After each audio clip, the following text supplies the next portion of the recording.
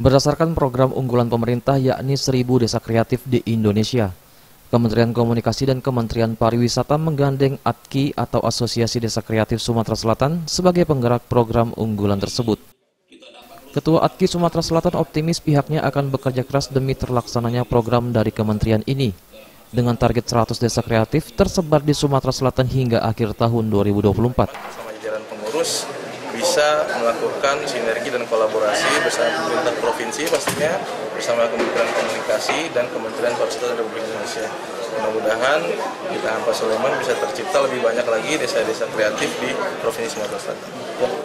Kami memaksimalkan menjadi program unggulan dari kementerian, dan setelah ini kita akan melakukan prakerda daerah bersama seluruh pengurus.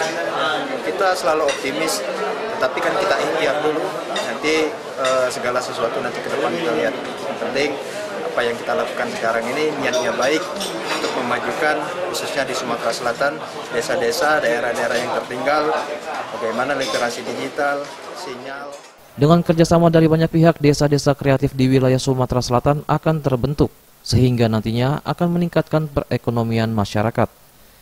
Eza PM, Sriwijaya TV.